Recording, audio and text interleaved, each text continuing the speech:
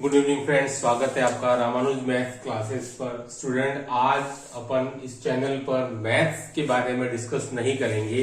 Discuss करेंगे कि आज जो पेपर आपका जीके का हुआ है सेक्शन ए में सुबह 9 से 11, उसका एनालिसिस करेंगे। उसका फायदा ये होगा कि एक तो आपको आपकी तैयारी का पता चलेगा और एक पता चलेगा कि भाई किस सेक्शन से क्वेश्चन कितने आए थे और किस लेवल के थे, ताकि आपको एक आइडिया लग जाए। अगर स्टूडेंट मैं आज के पेपर को एक शब्द में बोलूं तो स्टूडेंट पेपर जो था वो बहुत बैलेंस्ड था। मतलब कि ना तो सरल और ना कठिन, ये शब्द है। कहने का मतलब कि आपकी जो सबसे पहले जो 40% की जो रिक्वायरमेंट है वो मैक्सिमम स्टूडेंट निकाल लेंगे। बिल्कुल घबराने की बात नहीं है कि सर ये पेपर में 40% वो स्टूडेंट भी ला रहा है जिसका जीके बिल्कुल कुछ नहीं आता, वो भी 40% ले आएगा। लेकिन पेपर टफ भी था। कौन कौन से इसमें बिंदु जो थे इसको कठिन बना रहे थे, उस पर अपन डिस्कस करेंगे। स्टूडेंट देखिए, वीडियो को लास्ट में देखते रहिएगा। देखिए, सबसे पहले स्टूडेंट मैं बताऊं तो करंट के लगभग 10 क्वेश्चन थे, राजस्थान जीके पर बेस्ड थे। मैंने हमेशा कहा है कि किसी भी कंपटीशन एग्जाम में आपको अगर कोई नंबर दिलाता है तो वो करंट है। 10 क्वेश्चन स्टूडेंट ऐसे थे जो पिछले 1.5 साल पर आधारित पूछे गए थे और ये सारे प्रश्न सरल थे। अगर आपने ढंग से करंट पढ़ी है पिछले 1.5 साल की तो आप 10 में से 10 क्वेश्चन अटेम्प्ट कर लेते।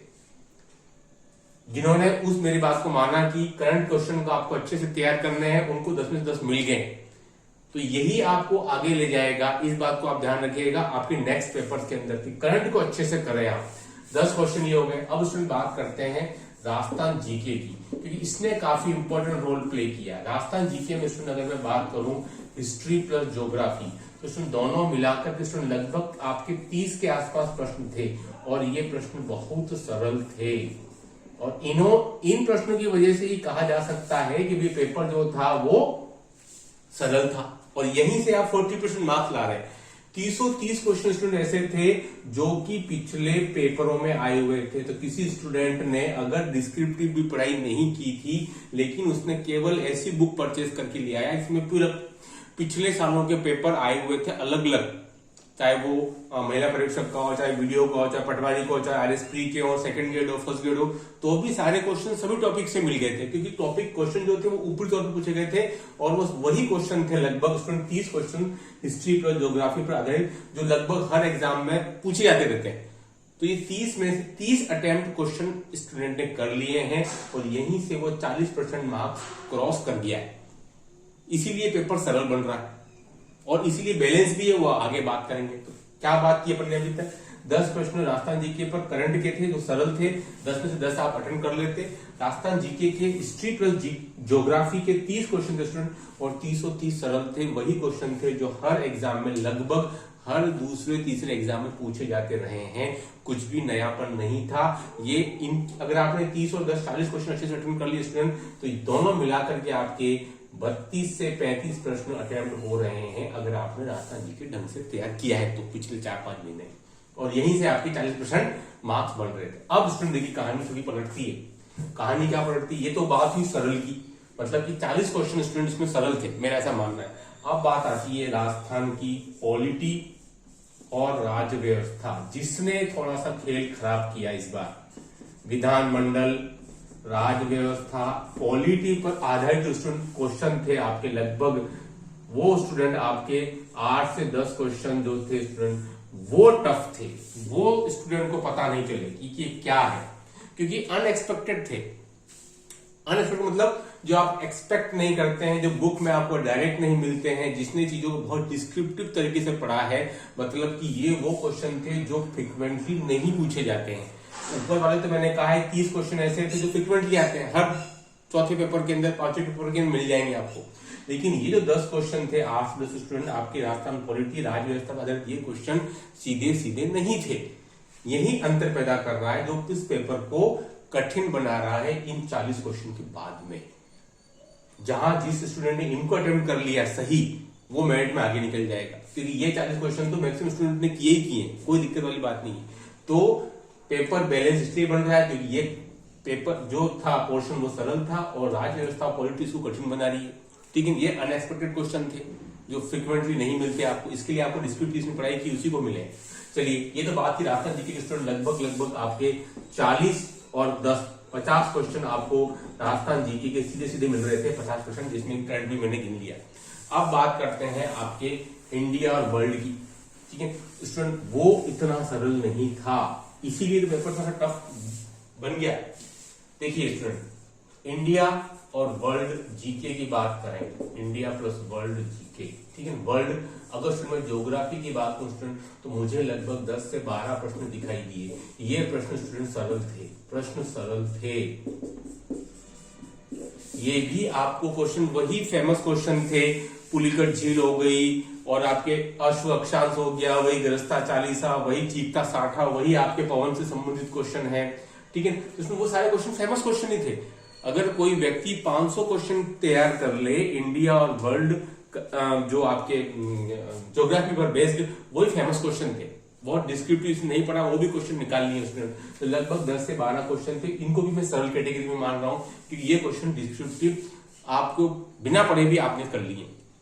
तो स्टूडेंट 40 से 50 क्वेश्चन तक मैक्सिमम स्टूडेंट पहुंच गए हैं। जो आपका बैरियर था 40% का, वो क्रॉस हो गया है और इसीलिए बोला जा रहा है कि पेपर बैलेंस है। अब कठिन किसने बनाया स्टूडेंट? इंडिया और वर्ल्ड ज्योग्राफी मेरे हिसाब से सरल थी, कोई दिक्कत वाली बात नहीं थी। मैक्सिमम स्टूडेंट्स को निकाल रहे थे। प्रॉब्लम थी इंडिया की जो पॉलिटी थी वो फिर कठिन थी, जैसे कि राजस्थान की पॉलिटी राज्य व्यवस्था थी, वैसे ही इंडिया की भी थी। यहां से प्रॉब्लम थोड़ी सी आ रही थी, 6 से 8 क्वेश्चन थे, ये भी फ्रिक्वेंटली ऐसे नहीं थे जो लगातार पूछे जाते हैं। फिर स्टूडेंट बारी आती है साइको की। स्टूडेंट यहाँ साइको सरल नहीं था, कठिन नहीं था वो बात अलग है, लेकिन सरल नहीं था। इसने मुझे रिट की याद दिला दी। जो पिछले पेपर जो रिट के आए हैं, 12 का हो गया, 13 का हो गया, 15 का हो गया, वो पेपर जो टफ थे स्टूडेंट सेकंड ग्रेड में, इस टाइप की साइको अमूमन नहीं आती है, लेकिन इस बार आई। क्वेश्चन ही स्टूडेंट 5-5, 7-7 लाइनों के थे। ठीक है, तो ये साइको जो था सरल नहीं था, और यही जिसने यहां पर नेगेटिव मार्किंग सर्वाधिक हो गई, सर्वाधिक हुई है स्टूडेंट, ये बात ध्यान रख लें। साइको के अंदर जहां जिसने इसमें 15, 18, 20 क्वेश्चन अटेम्प्ट कर लिए, उसकी दिक्कत आ जाएगी। इसमें आपको खास ध्यान रखना है क्योंकि ये इतनी सरल नहीं थी। बहुत से क्वेश्चन ऐसे थे जो हमने पहली बार देखे, भले ही साइको की कई सारी बुक्स देख ली, लेकिन स्टूडेंट ये क्वेश्चन सरल नहीं थे। थोड़ा सा इसके लिए मेहनत करनी पड़ रही थी स्टूडेंट को, और डायरेक्ट फ्रिक्वेंटली बुक्स में नहीं थे। ठीक है, तो स्टूडेंट ये साइको ने इसको थोड़ा सा कठिन बना दिया पेपर को। इसलिए मैं कह रहा हूं ओवरऑल एक वर्ड में पेपर बैलेंस था कि 40% स्टूडेंट आराम से ला पा रहा था, लेकिन अगर उसको 55 to 60% अबोव जाना है, यानी कि मोर देन स्टूडेंट, इस पेपर में 120 प्लस लाने के लिए आपको मेहनत करनी पड़ेगी। लेकिन 90 आ रहे हैं, कोई दिक्कत की बात नहीं। तो मैक्सिमम स्टूडेंट का जो क्लस्टर जो है वो स्टूडेंट वो आपका इस पेपर के अंदर 85 to 110 के बीच में रहेगा मैक्सिमम स्टूडेंट का। मतलब 40% तो क्रॉस मेरिट की दिक्कत आएगी।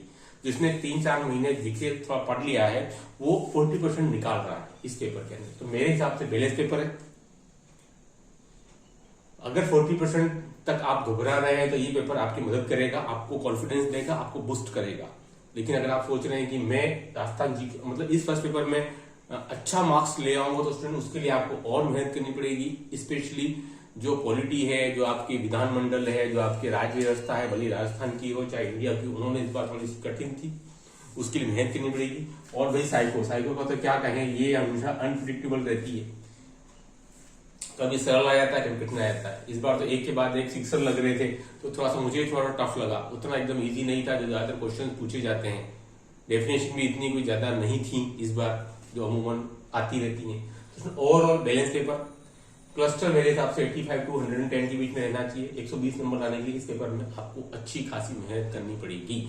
अब देखिए स्टूडेंट, आगे इसी प्रकार का मैं एक एनालिसिस सेक्शन भी करूंगा, ताकि हमारे मैथ्स के स्टूडेंट हैं जिनका पेपर 24 तारीख को है, उनके लिए और भी ज्यादा यूजफुल साबित हो। स्टूडेंट ध्यान रखिएगा, करंट जीके को अच्छे से पढ़ लीजिए पिछले 18 महीने का।